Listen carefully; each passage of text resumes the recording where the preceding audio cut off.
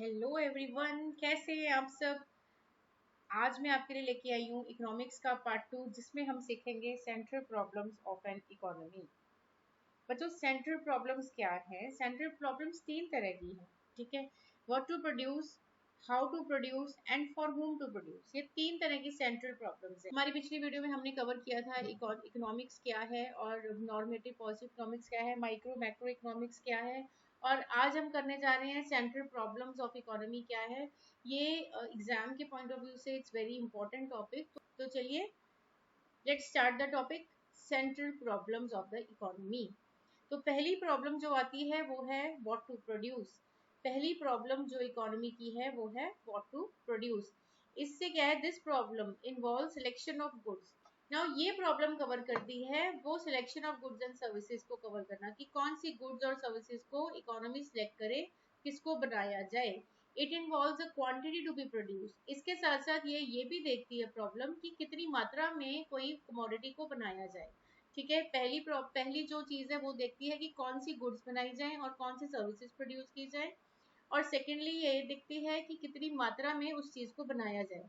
अब एक एग्जांपल ली हुई है, फॉर एग्जांपल अगर इनको इकोनॉमी को शुगर ज्यादा बनानी है तो दूसरी गुड्स के प्रोडक्शन को कम करना होगा। अगर वॉर गुड्स बनानी है तो ऑब्वियसली सिविल गुड्स की प्रोडक्शन को कम करना होगा, ठीक है। तो इस तरह से इकोनॉमी जो है अपनी लिमिटेड रिसोर्सेज को स्कैर्स रिसोर्सेज से सारी डिमांड को पूरी करने की कोशिश की जाती है। ये प्रॉब्लम डील करती है allocation of resources from among different goods. तो अलग अलग गुड्स में अपने रिसोर्सेज को एलोकेट करना ही इस प्रॉब्लम का मीनिंग है। देन अगेन हम ये कहेंगे, आप एग्जाम्पल में ये लिख सकते हैं व्हाट, इसमें दो चीजें कवर होंगी, ठीक है बच्चों, टू एस्पेक्ट्स। एक तो मैंने पहले बताया कि कौन सी कमोडिटी बनाई जाए, फॉर एग्जाम्पल बीट क्लोथ्स बनाई जाए या कैपिटल गुड्स बनाई जाए, मशीनरी इक्विपमेंट। तो एक तो प्रॉब्लम ये होगी कि क्या बनाया जाए, दूसरी है कि कितनी क्वांटिटी में बनाया जाए। तो आपने ऐसे ही दो पॉइंट्स बना के लिखने हैं कि ये जो सेंट्रल प्रॉब्लम है व्हाट टू प्रोड्यूस, ये दो प्रॉब्लम से डील करती है। देन ये डिसाइड होता है कि कौन सी गुड्स बनानी है, फिर ये डिसाइड करती है इकोनॉमी कि कितनी क्वांटिटी बनानी है, ठीक है। तो आप एग्जांपल लेके चलोगे कि अगर नेसेसरी गुड्स की चॉइस बढ़ानी है तो लग्जरी गुड्स कम करनी पड़ेंगी, अगर एग्रीकल्चर बढ़ाना है तो इंडस्ट्रियल गुड्स को कम करना पड़ेगा, कंजम्पशन गुड्स को बढ़ाना है तो लग्जरी गुड्स को कम करना पड़ेगा। तो इस तरह से आप एग्जाम्पल वहाँ पे लिख सकते हैं। इकोनॉमी ये डिसाइड करे कि भैया उसको एजुकेशन हेल्थ की गुड्स बनानी है या मिलिट्री सर्विसेज की। इकोनॉमी को ये डिसाइड करना पड़ता है कि वो एजुकेशन की तरफ ध्यान दे, बेसिक एजुकेशन, या फिर हायर एजुकेशन की तरफ ध्यान दे। तो इस तरह से ये प्रॉब्लम को टैकल किया जाता है। तो ये है व्हाट टू प्रोड्यूस, की कौन सी कमोडिटी बनाई जाए, कितनी मात्रा में बनाई जाए, हाउ मच क्वांटिटी। तो दो चीजें कवर हो गई इस पे। नाउ नेक्स्ट जो प्रॉब्लम आती है हमारी सेंट्रल प्रॉब्लम, सेकंड प्रॉब्लम, वो है हाउ टू प्रोड्यूस, कैसे बनाया जाए। देखो बच्चों, ये पॉइंट लिखते हुए आपको दो चीजें याद में रखनी है कि कोई भी गुड्स को बनाने के लिए क्या यूज होता है, या तो लेबर यूज होती है या कैपिटल यूज होती है। तो जब ये पॉइंट एक्सप्लेन करना है आपको, तो ये बताना है कि goods are produce by the different techniques. अलग अलग तरह की टेक्निक्स यूज करते हैं। बाय टेक्निक्स हमें क्या मतलब है, हमें मतलब है कॉम्बिनेशन ऑफ इनपुट्स, कि कौन कौन से इनपुट्स लगेंगे। अब टेक्निक्स जो है दो तरह की आती है, एक तो होती है लेबर इंटेंसिव, ठीक है, लेबर से ज्यादा काम करवाना। एक होता है कैपिटल इंटेंसिव, यानी मशीनरी से ज्यादा काम करना और लेबर को कम एम्प्लॉय करना।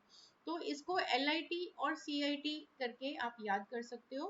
तो selection of technique is made with the view of objective of raising the standard of living. अब इस तरह की टेक्निक जो है इकोनॉमी सिलेक्ट करेगी जिससे लोगों का स्टैंडर्ड ऑफ लिविंग बढ़े और एम्प्लॉयमेंट भी मिले इकोनॉमी में। हमारी इंडिया जो कंट्री है इसमें लेबर जो है प्लेंटी में मिल जाती है। तो लेबर जब मिल जाती है तो लेबर का घर भी तो चलाना है, इकोनॉमी को उसका भी ध्यान रखना है। तो लेबर इंटेंसिव टेक्निक्स को प्रेफर किया जाता है मोर देन कैपिटल, बिकॉज जैसे USA है उसमें ज्यादा हम कैपिटल इंटेंसिव टेक्निक देखने को मिलती है, क्योंकि वहाँ पे जो लेबर है वो अवेलेबल नहीं है, वो सस्ती नहीं है, लेबर महंगी पड़ती है। और यहाँ पे हमें लेबर सस्ती पड़ती है, हमारे लिए कैपिटल इंटेंसिव टेक्निक्स महंगी पड़ती है। And more over her economy को हर एक का स्टैंडर्ड ऑफ लिविंग बढ़ाना है, लेबर का घर भी बंद नहीं करना ना, लेबर का घर भी चलाना है, तो लेबर को भी एम्प्लॉयमेंट देनी है। तो इकोनॉमी को हर हर चीज का ध्यान रखते हुए हमारी इंडिया जो है more of labour intensive technique में जाती है। तो इन द क्रक्स हम ये कहेंगे कि हाउ टू प्रोड्यूस जो प्रॉब्लम होती है, इसमें दो चीजें आप लिखोगे, एलआईटी और सीआईटी के बारे में।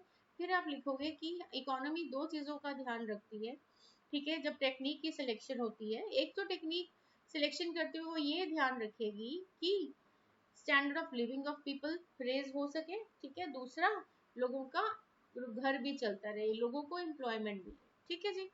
तो ये हो गया हाउ टू प्रोड्यूस। अब आते हैं हमारी थर्ड प्रॉब्लम, जिसमें आपको क्या लिखना है। थर्ड प्रॉब्लम में आपको ज्यादा बताना है कि किसके लिए इकोनॉमी गुड्स को प्रोड्यूस करे। क्या इकोनॉमी उसके लिए प्रोड्यूस करे, या रिचर के लिए करे, या पुअरर के लिए करे, किसके लिए गुड्स को प्रोड्यूस किया जाए। This problem relate to distribution of produced goods and services among the individual। तो ये distribution of goods and services किसके बीच में होगी, किसको दी जाए, within the economy, that is selection of the category of people who will ultimately consume the goods। किसके लिए goods बनाए, कौन हमारी goods को consume करेगा, ज्यादा पुअर के लिए बनाए या ज्यादा रिच के लिए बनाए, या कम रिच के लिए बनाए या कम पुअर के लिए बनाए। तो ये सोसाइटी जो ये जो क्वेश्चन है, ये इकोनॉमी इस प्रॉब्लम से सॉल्व करती है। Now the people have to make choice as of scarcity, क्योंकि स्केर्सिटी है, लोगों को तो चॉइस करनी पड़ेगी, ये नहीं मिल रहा भैया तो दूसरा लेना पड़ेगा।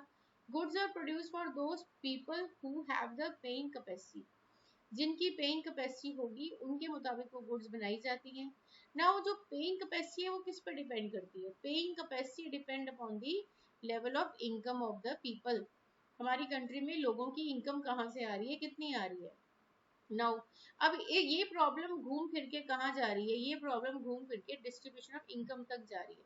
जो वेरियस फैक्टर्स हैं, land, labour, capital, enterprise, in capital जो इनपुट्स लगते हैं फैक्टर ऑफ प्रोडक्शन में, इनको क्या मिल रहा है रिटर्न में, इनको मिलती है इनकम।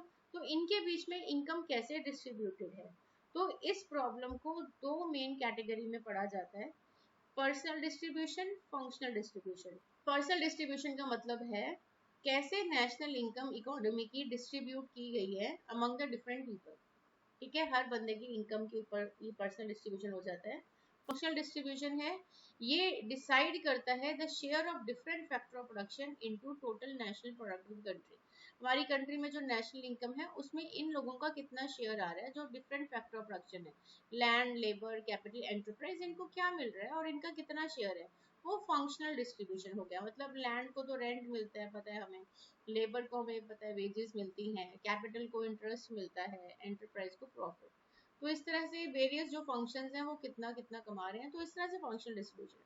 तो घूम फिर के ये जो प्रॉब्लम है ये डिस्ट्रीब्यूशन ऑफ इनकम तक पहुंचती है। तो ये हो गया हमारी तीन central problems of the economy. अब चलते हैं कि अगला टॉपिक है वेरी इंपॉर्टेंट, जो कभी कभी छोटा सा टॉपिक आ जाता है किसी क्वेश्चन में घूम फिर के, तो आपको पता होना चाहिए, व्हाट इज अपॉर्चुनिटी कॉस्ट। अब अपॉर्चुनिटी कॉस्ट क्या है, ये है वो कॉस्ट जो नेक्स्ट बेस्ट ऑल्टरनेटिव जो हमने छोड़ दिया, ठीक है, उसकी कॉस्ट ही हमारी अपॉर्चुनिटी कॉस्ट है। अब देखो ये एग्जांपल देखते हैं, समझ आएगा। You are working in a bank, आपकी सैलरी है 40,000 पर मंथ, आप कमा रहे हो, बैंक में काम कर रहे हो। अब फर्दर आपके पास दो जॉब ऑफर्स और है आपके हाथ में, एक तो आपको एग्जेक्टिव की जॉब 30,000 पर मंथ की मिल रही है, और एक जर्नलिस्ट की मिल रही है 35,000 पर मंथ।